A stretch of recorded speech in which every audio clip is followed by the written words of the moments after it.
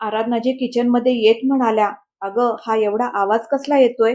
वाटतंय किचनमध्ये मांजर शिरलंय." मांजर हा शब्द ऐकताच सुहाणीला हसू आवरलं नाही. ती हसत म्हणाली, "मांजर नाही आई, बोका शिरलाय." मागून येणाऱ्या विराटनेही सुहाणीचं बोलणं ऐकलं आणि तोही मोठ्याने हसू लागला.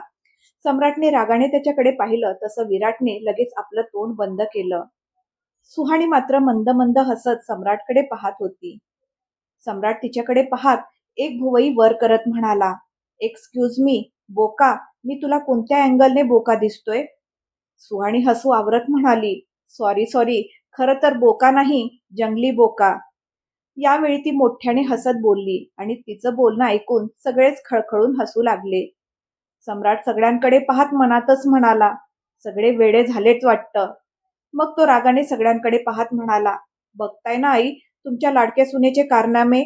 मला कुकिंग करायला लावत आहे, तेही शिक्षेच्या नावाखाली." तो अगदी तक्रार करणाऱ्या लहान मुलासारखा बोलत होता. आराधनाजी सुहाणीकडे पाहू लागल्या. त्यावर सुहाणी अगदी निरागस चेहरा करत म्हणाली, "मग मी काय करू आई? यांनी सुद्धा माझ्यासोबत चिटिंग केली आहे ना? कॅमेरा लावून मला सतत पाहत राहिले आणि मला सांगितलं सुद्धा नाही. या गोष्टीची शिक्षा तर मिळणारच यांना." ती लहान मुलीसारखी तोंड फुगवून बोलली. सम्राट डोळे बारीक करून रागाने सुहाणीकडे पाहू लागला. त्याचा चेहरा पाहून आराधनाजी हसत म्हणाल्या, "चला सगळे आपापल्या खोलीत जा. माझ्या मुलाला जास्त त्रास देऊ नका." मग एक एक करून सगळेजण आपल्या खोलीत निघून गेले. आता फक्त सम्राट आणि सुहाणी किचनमध्ये उरले होते. सम्राट अजूनही हलक्या रागाने सुहाणीकडे पाहत होता. सुहाणी तितक्याच ॲटिट्यूडमध्ये म्हणाली, "माझ्याकडे पाहू नका, पटकन डिश बनवा." सम्राट त्यावेळी पिठाचा डब्बा उघडत होता.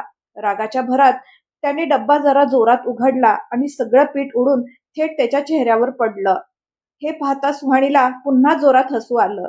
ती पटकन तोंडावर हात ठेवत खोलीत पळाली. तिला माहित होतं आता सम्राट तिला सोडणार नाही. सम्राट स्वतःच्या कपड्याकडे पाहत म्हणाला, "शिट यार, काय काय संकट येत आहेत. ओ गॉड, कुठे अडकलो मी?"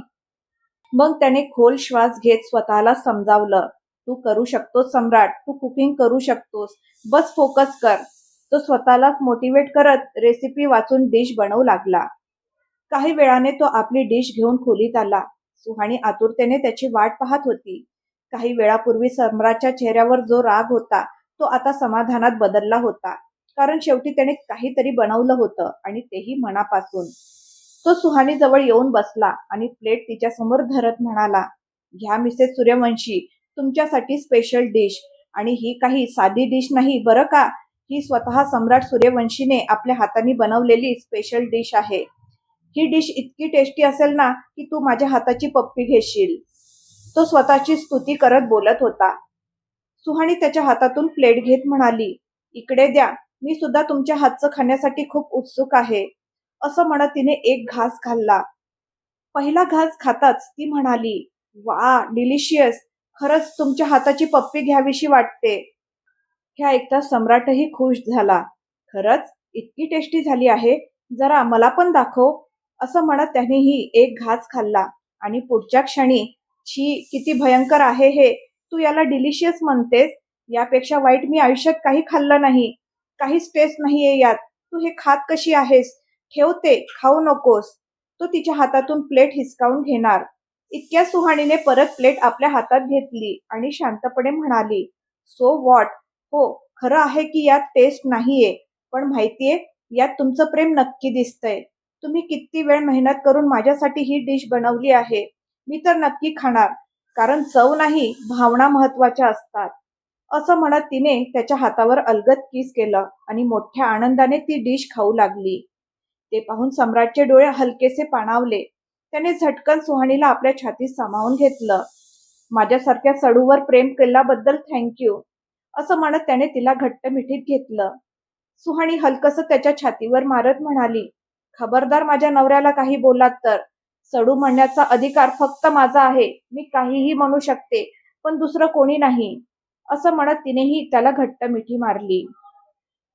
सम्राटने प्रेमाने तिच्या कपाळावर ओठ टेकवले. त्यानंतर दोघंही बेडवर झोपले. सुहाणीने आपलं डोकं त्याच्या खांद्यावर टेकवलं होतं आणि सम्राटने एका हाताने तिला आपल्या मिठीत घेतलं होतं. त्याची बोटं तिच्या रेशमी केसांशी खेळत होती. कितीतरी दिवसांनी आज दोघांना खरं समाधान मिळालं होतं. पूर्ण 1 महिन्यानंतर ते दोघं पुन्हा एकत्र आले होते. त्यांच्या गप्पा संपत नव्हत्या. सम्राटच्या बोटांच्या त्या प्रेमळ स्पर्शाचा जादुई परिणाम सुहाणीवर होऊ लागला आणि ती हळूहळू झोपेच्या अधीन जाऊ लागली.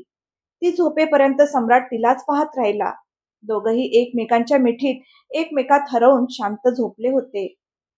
इकडे मलेशियामध्ये आहांची वाट पाहता पाहता कनिका सोफ्यावरच झोपून गेली होती. रात्री जवळपास 3च्या सुमारास आहान घरी आला. त्याच्याकडे घराची दुसरी चावी होती. त्याने दरवाजा उघडला आणि आत आला. त्याची नजर सोफ्यावर झोपलेल्या कनिकावर पडली आणि तिला तिथे पाहून तो थोडा आश्चर्यचकित झाला. तो मनातच म्हणाला, ही मुलगी पन्ना, मी सांगितलं होतं जेवण करून झोपून जा, मला उशीर होईल, पण तरीही ही माझी वाट पाहत राहिली. इतक्यात त्याची नजर डायनिंग टेबलकडे गेली, जिथे जेवण तसंच ठेवलेलं होतं. ते पाहून त्याला समजलं की कनिकाने अजून जेवणही केलेलं नाहीये. त्याला तिच्यासाठी खूप वाईट वाटलं. त्याने आपली ऑफिस बॅग बाजूला ठेवली, टाय काढून सोफ्यावर फेकला आणि हळूच कनिकाला आपल्या बाहूमध्ये उचलून बेडरूमकडे घेऊन गेला. कनिका गाढ झोपेत होती. झोपेतच ती त्याच्या छातीला बिलगली. ते पाहून आहांच्या ओठांवर हलकीशी स्माईल आली. त्याने तिला अलगद बेडवर झोपवलं. मग तिचे कपडे बदलले. मग स्वतःचेही कपडे बदलून तो तिला घट्ट मिठीत घेऊन झोपला. जिथे सगळे शांत झोपले होते, तिथे एक व्यक्ती अशीही होती ज्याची शांतता, भूक, तहान आणि रात्रीची झोप सगळंच हरवलं होतं. त्याला कुठेच चैन मिळत नव्हतं. सुहाणीचं अचानक समोर येणं त्याला पूर्णपणे उद्ध्वस्त करून गेलं होतं आणि त्यावर सम्राटचे शब्द त्याला आतल्या आत तोडत होते. रघुवीर आपल्या रूममध्ये आराम खुर्चीवर डोळे मिटून बसला होता. सम्राटचा चेहरा आणि त्याचे बोललेले शब्द सतत त्याच्या डोक्यात घुमत होते. पैसा हवा आहे ना तुम्हाला? मी तुम्हाला इतका पैसा देईन की तुम्ही कल्पनाही केली नसेल, पण बदल्यात तुमची सगळी नाती घेऊन जाईन. सम्राटचे ते शब्द जणू एखाद्या बाणासारखे त्याच्या हृदयात घुसत होते आणि सम्राटने नेमकं तेच केलं होतं. गरजेपेक्षा जास्त पैसे देऊन त्याने त्याची कंपनी टेक ओव्हर केली होती. आता रघुवीरकडे पैसा तर खूप होता, पण एकही नातं उरलं नव्हतं. इतकंच काय, त्याच्या घरात जेवण बनवायलाही कोणी तयार नव्हतं. संपूर्ण घर एखाद्या ओसाड वाड्यासारखं वाटत होतं. ज्या घरात कधी आनंदच आनंद होता, तेच घर आता स्मशानासारखं शांत आणि भेसूर झालं होतं. हळूहळू त्याला जाणवू लागलं होतं की त्याने स्वतःच्या हाताने आपल्या घरात आलेल्या सुखांना दूर लोटलं आहे. पण आता तो करू तरी काय शकत होता? डोळे मिटून तो हेच विचार करत होता की कदाचित थोडी झोप लागेल. पण झोप तर त्याच्या डोळ्यापासून कोसं दूर पळाली होती. जिथे भारतात अजून पहाट व्हायची होती, तिथे मलेशियामध्ये सकाळ झाली होती. घड्याळाच्या अलारामने कनिकाची झोप उघडली. तिने डोळे उघडले आणि स्वतःला आहांच्या मिठीत पाहिलं. तिला आठवलं की ती तर सोफ्यावरच झोपली होती. म्हणजे आहान मला इथे घेऊन आला? ती मनातच पुटपुटली. त्याच वेळी आहाननेही डोळे उघडले. दोघांची नजरानजर झाली. कणिका लगेचच रागाने दुसऱ्या बाजूला वळली. ती त्याच्यावर नाराज असल्याचं स्पष्ट दिसत होतं आणि तिचं नाराज होणं साहजिकच होतं. आहान तिला अजिबात वेळ देत नव्हता. तिचा राग पाहून आहान मनातच हसला. तो मागून तिला मिठीत घेत म्हणाला, बापरे, माझ्या कणिकाला रागही येतो, हे तर आज कळलं मला. कणिकाने त्याचा हात झटकत नाराजीने म्हटलं, काही गरज नाही इतकं लढीकपणे वागायची. तू जा तुझ्या ऑफिसला. उशीर होतोय ना, मीटिंग कर जाऊन. ती मुद्दामच कोरड्या आवाजात बोलत होती. आहान पुन्हा तिला मिठीत घेत म्हणाला, अरे वा, इतका राग, इतकी नाराजी. असं रागवशील तर मी बिचारा घाबरूनच जाईन ना. तो तिच्या गालावर हळूच किस करत म्हणाला. कणिकाने पुन्हा त्याला दूर ढकललं. स्टॉप इट आहान, तुला काय वाटतं मी लहान मुलगी आहे का, जी तुझ्या या गोड बोलण्याने लगेच शांत होईन? आधी वचन द्यायचं, मग ते मोडायचं आणि नंतर कोणी रागावलं की गोड गोड बोलून त्याला शांत करायचं. ती मनातलं सगळं एकदम बोलून गेली. तिला खूप राग आला होता. आहान तिचं हे रूप पाहून थोडा आश्चर्यचकित झाला. ठीक आहे बाबा, तो कान पकडत म्हणाला, सॉरी सॉरी सॉरी. आज ना ऑफिस ना मीटिंग. आजचा पूर्ण दिवस फक्त तुझा, फक्त तू आणि मी. असं म्हणत त्याने तिला आपल्या छातीशी घट्ट धरलं. कणिकाने अजूनही रागाने त्याच्याकडे पाहत विचारलं, पुन्हा एकदा वचन देत आहेस ते मोडण्यासाठी? आहान तिचे गाल ओढत म्हणाला, अरे बाबा सोड ना आता. तुला समजावणं म्हणजे खरंच अवघड आहे. असं म्हणत त्याने तिला थेट आपल्या हातात उचललं आणि बाथरूममध्ये घेऊन गेला. पुढच्या क्षणी दोघं शॉवर खाली भिजत उभे होते. कनिका काही बोलण्यासाठी ओठ हलवणार इतक्यात अहानने तिचे ओठ आपल्या ओठांनी बंद केले आणि तिला डीप किस करू लागला. कनिकाचे डोळे आपोआप मिटले. थोड्या वेळाने दोघेही तयार झाले. हलका मेकअप आणि ओल्या केसांमध्ये ती खूप सुंदर दिसत होती. पण तिच्यासाठी सर्वात मोठा आनंद याचा होता की अहानने तिच्या भावना समजून घेतल्या होत्या.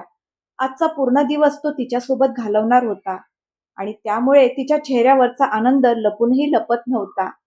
आणि तिला इतकं खुश पाहून अहानही मनापासून आनंदी झाला होता. मग त्याने तिला गाडीत बसवलं, स्वतः ड्रायव्हिंग सीटवर जाऊन बसला आणि गाडी स्टार्ट करून दोघंही फिरायला निघून गेले.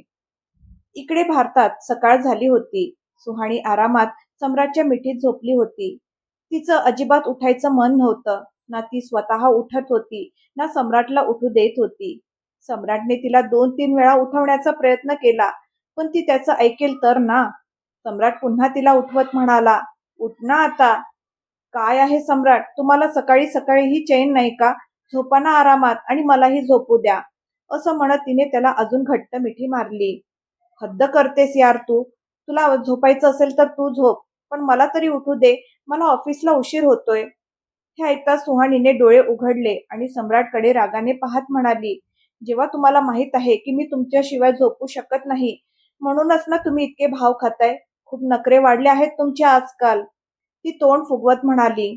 मग तिने आपल्या पोटावर हात ठेवत म्हटलं, "एकदा माझं बाळ येऊ दे, त्यानंतर मी तुम्हाला विचारणारही नाही." सडू कुठले." तिचं बोलणं ऐकून सम्राटचं तोंड उघडच राहिलं. तो मनातच म्हणाला, "वा, काय बायको मिळाली आहे देवा मला. फक्त माझं बाळ माझ्यासारखं होऊ दे, त्याच्या आईसारखं नको." तो मनातल्या मनातच देवाकडे प्रार्थना करत होता.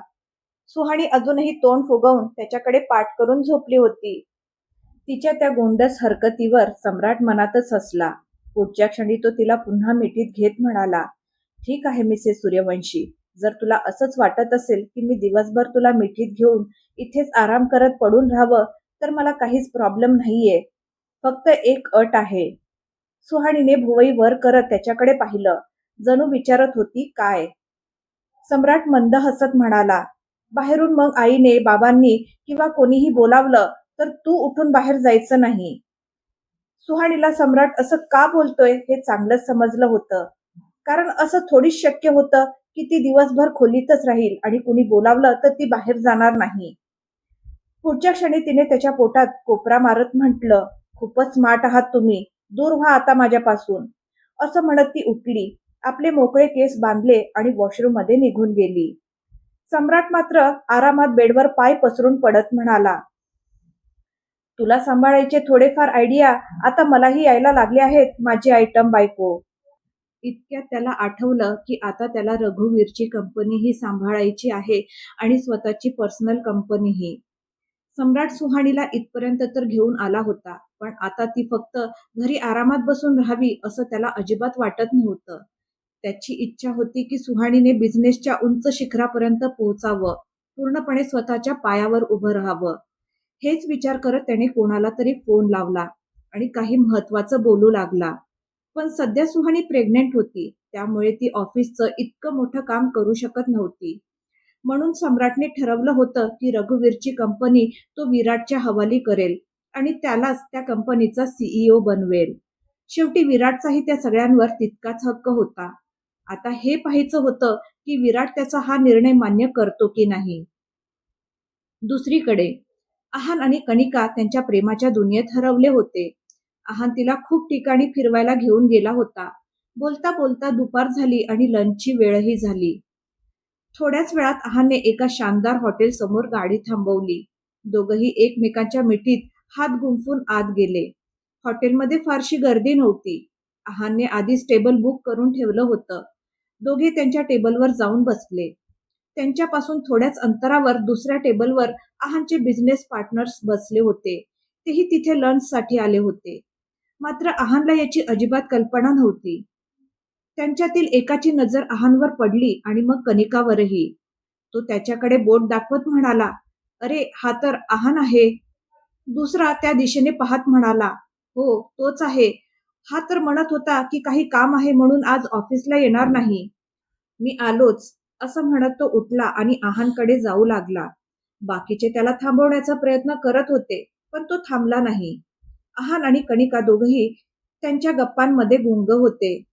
हॅलो मिस्टर आहान, तर हे होतं तुमचं महत्वाचं काम. तो अचानक त्यांच्या जवळ येत मिश्किलपणे म्हणाला. समोर आपल्या बिझनेस पार्टनरला पाहून आहान थोडा गोंधळला. त्याचा तो गोंधळ त्याच्या चेहऱ्यावर स्पष्ट दिसत होता. मिस्टर कुणाल, तुम्ही इथे? तो पटकन खुर्चीतून उठत म्हणाला. रिलॅक्स आहान, एवढं टेन्शन घेऊ नको यार. आज आपण बिझनेस पार्टनर नाही, फक्त मित्र आहोत. तिकडे बघ, सगळे आले आहेत. कुणालने बाकीच्या मित्रांकडे इशारा केला. मग एक एक करत सगळे त्यांच्या टेबल जवळ आले. कणिकाला सुरुवातीला थोडं विचित्र वाटलं. आहानने एक एक करून सगळ्यांना कणिकाची ओळख करून दिली आणि ती त्याची पत्नी असल्याचंही सांगितलं. कुणाल थोडा मस्करी करणाऱ्या स्वभावाचा होता. त्याच्या मनात काही चुकीचं नव्हतं, त्याला फक्त गंमत करायची सवय होती. तो आहानला चिडवत म्हणाला, अरे यार, तू कधी सांगितलं नाहीस की तुझं लग्न झालंय. असं म्हणत सगळे तिथेच बसले. कणिकाही आता थोडी नॉर्मल झाली होती. शेवटी आहान काय करणार होता, त्यालाही कुठे माहित होतं की इथे त्याचे बिझनेस पार्टनर भेटतील. तो हलकसं हसत म्हणाला, हो, काही महिन्यापूर्वीच आमचं लग्न झालंय. लग्नानंतर आम्ही मलेशियाला आलो. अरे, आम्हाला माहीतच नव्हतं की तुझं नुकतंच लग्न झालंय. आम्ही तर वेळोवेळी तुला कामासाठी त्रास देत राहिलो. यासाठी मनापासून सॉरी. कुणाल कणिकाकडे पाहत म्हणाला. कणिका फक्त हलकसं हसली. कुणाल डोक्यावर जोर देत म्हणाला, मी तुम्हाला कुठेतरी पाहिलंय, पण आठवत नाहीये. कदाचित भारतात एखाद्या पार्टीमध्ये. तो आठवण्याचा प्रयत्न करत होता. अचानक त्याच्या चेहऱ्यावर चमक आली. अरे हो, आठवलं. मी तुम्हाला सम्राट सूर्यवंशीच्या पार्टीमध्ये पाहिलं होतं, त्यांच्यासोबत. कणिका हसत म्हणाली, हो, सम्राट सूर्यवंशी माझे भाऊ आहेत. हे ऐकताच सगळ्यांचे डोळे आश्चर्याने मोठे झाले.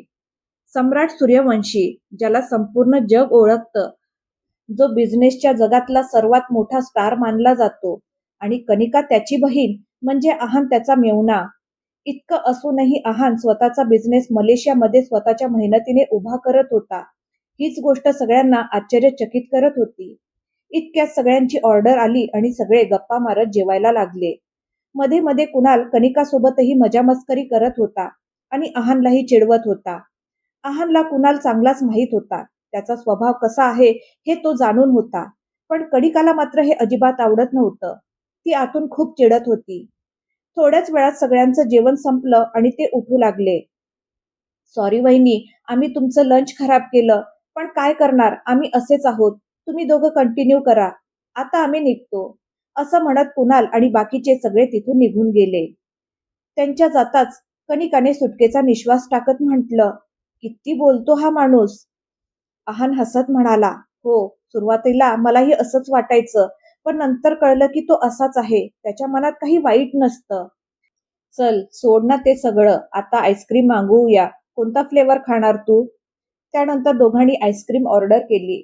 आज कणिका खूप खुश होती. जवळजवळ 3 महिन्यानंतर तिला पुन्हा तो जुना आहान मिळाला होता. जिथे एकीकडे सगळ्यांच्या आयुष्यात प्रेम आणि आनंद होता, तिथेच कणिका आणि आहानच्या छोट्याशा सुंदर दुनियेला कोणाची तरी नजर लागली होती. काळ पुढे सरकत गेला तसं कणिका आणि आहानमध्ये अंतर वाढत गेलं. कारण होतं आहानचं त्याच्या बिझनेसवर गरजेपेक्षा जास्त लक्ष देणं आणि कणिकाला वेळ न देणं. पण फक्त ही एकच गोष्ट नव्हती. आणखीन एक गोष्ट होती जी त्याच्या नात्यांमध्ये भिंतीसारखी उभी राहिली होती, आणि ती म्हणजे कणिकाचं सूर्यवंशी कुटुंबातील असणं. आहान दिवस रात्र मेहनत करत होता. जे काही मिळवलं होतं ते त्याने स्वतःच्या कष्टाने मिळवलं होतं. पण ज्या दिवसापासून ही गोष्ट बाहेर आली की त्याची पत्नी सम्राट सूर्यवंशीची बहीण आहे, त्या दिवसापासून कुणालाच त्याची मेहनत दिसेनाशी झाली. हो, एक गोष्ट मात्र तो वारंवार ऐकत होता. अरे, तो तर सम्राट सूर्यवंशीचा मेव्हणा आहे. त्याची प्रगती होणारच ना. सूर्यवंशी नाव आहे बॉस. सम्राट सूर्यवंशीची एकुलती एक बहीण मिळाली आहे त्याला. भारी हात मारलाय बंद्याने. या सगळ्या गोष्टी आता ऑफिसभर पसरल्या होत्या. लोक त्याच्या तोंडावर काही बोलत नव्हते, पण त्याच्या पाठीमागे मात्र कुजबूज सुरू झाली होती. सुरुवातीला आहानने या गोष्टींकडे दुर्लक्ष केलं, पण किती वेळ? एकदा दोनदा पण कायमच दुर्लक्ष करणं शक्य नव्हतं. इतकी मेहनत करूनही लोक त्याच्याबद्दल हेच बोलत होते की तो आज ज्या ठिकाणी आहे ते फक्त कनिका सूर्यवंशीमुळे. राग येणं साहजिकच होतं, पण त्या रागाचा परिणाम कनिकावर काढणं मात्र चुकीचं होतं. आज तर हद्दच झाली होती. या सगळ्यांमुळे त्रासलेला आहान आयुष्यात पहिल्यांदा दारू पिऊन आला होता. नेहमीप्रमाणे आजही तो उशिराच घरी आला. कणिकालाही आता त्याच्याशी काही घेणं देणं उरलं नव्हतं. ती तिच्या खोलीत होती, पण तिच्या डोळ्यात झोप नव्हती. ती तिच्या जुन्या दिवसांची आठवण काढत होती. किती आनंदात होते ते दोघं, किती प्रेम होतं त्यांच्यात. पण आहानचं लवकरात लवकर यशस्वी होण्याचं वेड त्यांच्या नात्यालाच खाऊन गेलं होतं. हे विचार करताच तिचे डोळे पाणावले. इतक्यात दारूच्या नशेत आहान खोलीत आला. त्याला त्या अवस्थेत पाहताच कणिकाचा राग अनावर झाला. म्हणजे आता तू दारू प्यायलाही सुरुवात केली आहेस? काय झालंय तुला आहान? काय होतास तू आणि काय बनत चाललायस? ती रागाने त्याच्यावर गरजत म्हणाली. आपलं नातं हळूहळू संपत चाललंय आणि त्याकडे लक्ष देण्याऐवजी तू दारू पिऊन आलास. तिचं बोलणं ऐकताच आहानचा संताप अजूनच वाढला. तो रागाने तिच्या जवळ आला आणि तिचे दोन्ही खांदे पकडून हलवत म्हणाला, या सगळ्याला तू जबाबदार आहेस. तू तू आहेस माझ्या प्रत्येक त्रासाचं कारण, कनिका सूर्यवंशी. तो संतापाने ओरडत होता. तुझं हे नाव हाच माझा सर्वात मोठा प्रॉब्लेम बनलाय. माझ्या मेहनतीला लोक तुझ्या नावाशी जोडतायत. त्याच्या डोळ्यात राग, वेदना आणि अपमान सगळंच एकत्र दिसत होतं. मी तुला आधीच सांगितलं होतं ना, मला माझ्या मेहनतीच्या जोरावर काहीतरी करू दे. माझं स्वतःचं नाव बनवू दे. त्यानंतर आपण लग्न करू. पण नाही, तू सगळं बिघडवलंस, सगळंच. तो वेदनेने ओरडला. माहित नाही तू माझ्या आयुष्यात आलीसच का? त्याचं ते बोलणं ऐकून कनिकाच्या डोळ्यातून अश्रू वाहू लागले. तिला विश्वासच बसत नव्हता की हा तोच आहान आहे ज्याच्यावर तिने जीवापाड प्रेम केलं होतं. आता तिचाही संयम सुटला. तीही रागाने त्याच्यावर ओरडली. Business, business, business. तुला तुझ्या बिझनेस शिवाय काहीच दिसत नाही का? रात्रभर पार्ट्या करत बसतोस, ऑफिसमधल्या मित्रांना घरी घेऊन येतोस आणि तुझा तो असभ्य मित्र कुणाल ज्या पद्धतीने माझ्याकडे पाहतो, ज्या पद्धतीने बोलतो, ते तुला दिसत नाही का? ती रडत रडत बोलत होती.